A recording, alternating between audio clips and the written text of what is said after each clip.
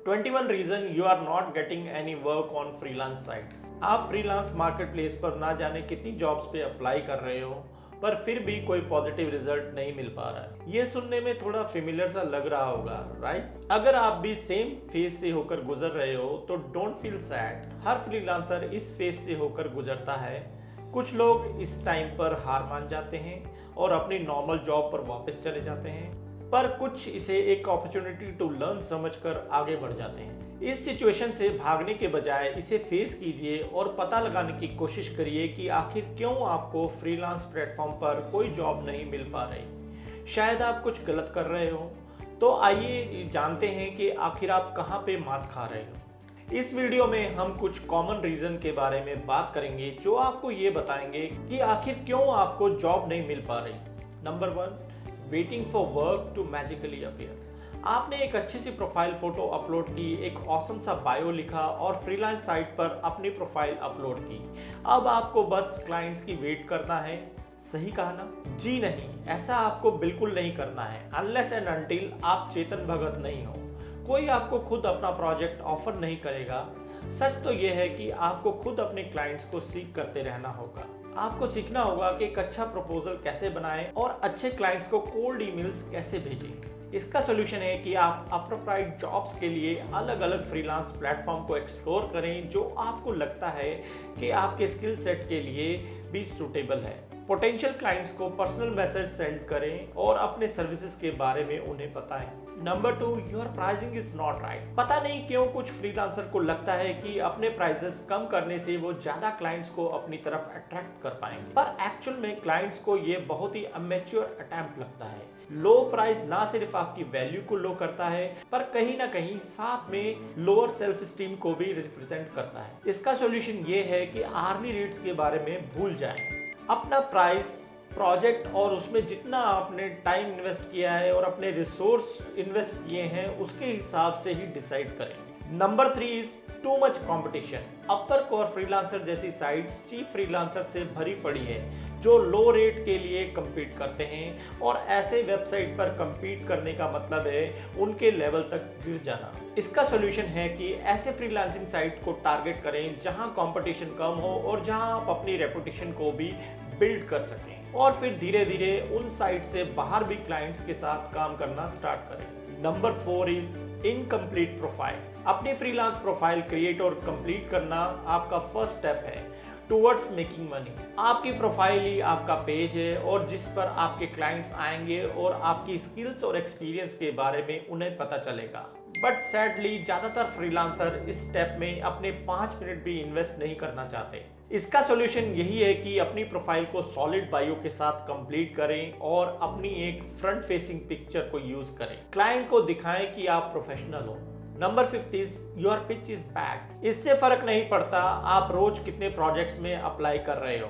अगर आपकी पिच ही स्ट्रॉन्ग नहीं है तो आपको कोई क्लाइंट एक्सेप्ट नहीं करेगा। इवन छोटी से छोटी ग्रामेटिकल मिस्टेक्स भी आपको भारी पड़ सकती है। इसका सॉल्यूशन थोड़ा अजीब है पर आप ये कर सकते हो कि एक फेक जॉब पोस्ट कर सकते हो और फिर एनालाइज करो कि बाकी फ्रीलांसर ने उस जॉब के लिए कैसे पिच किया है। Number 6 is not showing genuine interest. ये एक कॉमन मिस्टेक है जो पार्ट टाइम फ्रीलांसर करते हैं। वो अपने फ्रीलांसिंग करियर को सीरियसली नहीं लेते क्योंकि उनके पास एक फुल टाइम जॉब होती है। इसका सॉल्यूशन बस एक ही है कि आप अपने फ्रीलांसिंग करियर को सीरियसली लीजिए और वो काम करें जिसके लिए आप एक्साइटेड और पैशनेट फील करते हो। और अगर आप पैशनेट नहीं हो इसके लिए तो आप आज ही इस बिजनेस से बाहर आ जाएं क्योंकि आप एक सक्सेसफुल फ्रीलांसर नहीं बन सकते। Number 7 is trying to fool your clients. अपने क्लाइंट्स को फूल बनाने की कोशिश मत करें। They know everything. क्लाइंट के पास फ्रीलांसर के साथ डील करने का एक्सपीरियंस है। रियल रहें और अपने स्किल्स और एक्सपीरियंस के बारे में ऑनेस्टली अपने क्लाइंट्स को बताएं। Number 8 is bad profile description. आपका बैड प्रोफाइल डिस्क्रिप्शन आपका पूरा फ्रीलांसिंग करियर स्टेक पर ला सकती है। लोग एक कॉमन मिस्टेक करते हैं खुद को थर्ड पर्सन में रेफर करके, और ये ना सिर्फ आपको इगोइस्टिक पर्सन की तरह रिप्रेजेंट करता है बट साथ ही साथ ये भी बताता है कि आप बहुत ही नेवी हैं। खुद को हमेशा फर्स्ट पर्सन की तरह डिस्क्राइब करें, ज़्यादा ब्रैग करने की कोशिश ना करें, जेन्युइन और ऑनेस्ट रहें और ये बताने की कोशिश करें कि आप कैसे अपने क्लाइंट्स की हेल्प कर सकते हो। Number 9 is too late to reply to client emails. याद रखें कि आप इकलौते नहीं हैं जिन्होंने क्लाइंट को मैसेज किया है। ना जाने कितने ही फ्रीलांसर्स आपके साथ compete कर रहे हैं और एक राइट पर्सन को हायर करने के लिए क्लाइंट्स पर्सनल मैसेज भेजते हैं और एनालाइज करने की कोशिश करते हैं कि आखिर कौन उनका प्रोजेक्ट रिस्पॉन्सिबली हैंडल कर सकता है, और जो भी पहले रिप्लाई करता है उसी को अपना प्रोजेक्ट हैंड ओवर करते हैं। तो ऐसे वे क्या करें? अपवर्क में एक बहुत ही अच्छा और कूल फीचर है जिसकी हेल्प से आप डेस्कटॉप नोटिफिकेशन को एनेबल कर सकते हो और अपडेटेड रह सकते हो। साथ ही साथ अपने फोन पर भी ईमेल नोटिफिकेशन को इनेबल कर दीजिए ताकि आप इंस्टेंटली अपने क्लाइंट्स को रिप्लाई कर सको। Number 10 is not showcasing your work. आपके पोटेंशियल क्लाइंट्स आपसे आपका पास्ट वर्क देखने की डिमांड कर सकते हैं सो दैट उन्हें पता चल जाए कि जो आपने अपनी स्किल्स और एक्सपीरियंस को लेकर क्लेम किया है वो जेन्युइन है। ऐसी सिचुएशन में आपके पास एक पोर्टफोलियो रेडी होना चाहिए। अपने बेस्ट प्रोजेक्ट की एक फाइल और लिंक बनाकर रखें, और अगर आपकी फ्रीलांसिंग साइट्स आपको अलाउ कर रही है तो showcase your work to us option को जरूर यूज करें। और अगर आपके पास कोई काम नहीं है शो करने के लिए तो आज ही उस पर काम करना शुरू करें। Number 11 is bad communication skills. अच्छी कम्युनिकेशन स्किल से आप किसी के साथ भी लॉन्ग टर्म रिलेशनशिप को बिल्ड कर सकते हो। हर बार बस सेम मैसेज को कॉपी पेस्ट कर देना बेनिफिशियल नहीं। अपने क्लाइंट्स को कभी भी अपने फ्रेंड्स की तरह समझकर बात करने की कोशिश ना करें और हमेशा ग्रामेटिकल मिस्टेक पर भी ध्यान दें। Number 12 is applying for the wrong jobs. एक ई बुक राइटर को कभी भी प्रोडक्ट डिस्क्रिप्शन लिखने की जॉब नहीं लेनी चाहिए, क्योंकि उन दोनों ही जॉब में डिफरेंट स्किल सेट रिक्वायरमेंट्स की जरूरत है जिसे बहुत से राइटर अंडरस्टैंड नहीं कर पाते। ऐसी जॉब्स को अप्लाई करने से आपके और आपके क्लाइंट दोनों का टाइम वेस्ट होगा। सिर्फ उन्हीं जॉब्स के लिए अप्लाई करें जो आपको लगता है आप कर सकते हो। पहले ये देखें कि क्या आपकी स्किल सेट जॉब की रिक्वायरमेंट से मैच कर रही है या नहीं। इससे आप प्रोजेक्ट के लिए एक अच्छी पिच प्रिपेयर कर सकते हो। Number 13, trying too hard to make money. जब हम किसी चीज को लेकर ज्यादा ही डेस्परेट होते हैं तो हमारे एक्शन भी डेस्परेट ही हो जाते हैं। ऐसा भी टाइम आएगा जब आपकी पॉकेट में जीरो कैश होगा और ऐसे में आप किसी भी जॉब में अप्लाई करने का सोचेंगे। ऐसी सिचुएशन से बचने के लिए पहले ही प्लानिंग करके रखें। अभी भले ही आपके पास क्लाइंट्स की लाइन लगी हो, बट यू नेवर नो कब वो डिसअपियर हो जाए। हमेशा अपने पास एक रेनी डे फंड रखें ताकि ऐसी सिचुएशन में वो आपको काम आ सके। Number 14 is asking the wrong question. आप अपने क्लाइंट्स की नीड्स को तब तक नहीं जान सकते जब तक आपको उनकी रिक्वायरमेंट्स का पता नहीं होगा, और उनके प्रोजेक्ट को सही से समझने के लिए ये एक क्रूशियल स्टेप है। सिर्फ पैसे कमाने के पर्पज से प्रोजेक्ट को एक्सेप्ट ना करें। अगर कोई सवाल आपके मन में है तो उसे क्लाइंट से पूछें। Number 15 is not promoting your services. क्या आपको पता है कि बहुत से क्लाइंट्स को इनफैक्ट ये भी नहीं पता कि फ्रीलांसिंग साइट्स नाम की भी कोई चीज होती है। क्या आप अपनी सर्विसेज को प्रमोट कर रहे हो?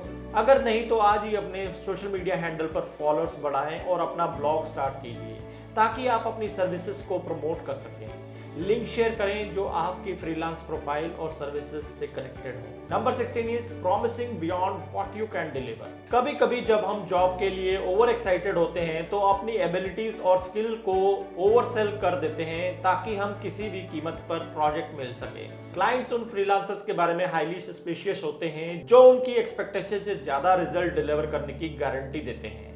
इसलिए जरूरी है कि आपको अपनी लिमिट्स पता हो। अपनी स्किल्स को ओवरसेल ना करें। अगर क्लाइंट्स को आपका पोटेंशियल नजर आएगा तो वो आपको अपना प्रोजेक्ट जरूर ऑफर करेगा, और अगर नहीं करेंगे तो ये उन्हीं का लॉस होगा। Number 17 is imitating someone else. बहुत से फ्रीलांसर हैं जो फेक नेम एंड प्रोफाइल्स बनाते हैं अपने नाम को प्रमोट करने के लिए, स्पेशली फाइवर पर। कोशिश करें कि आप वही प्रिटेंड करो जो आप एक्चुअल में हो।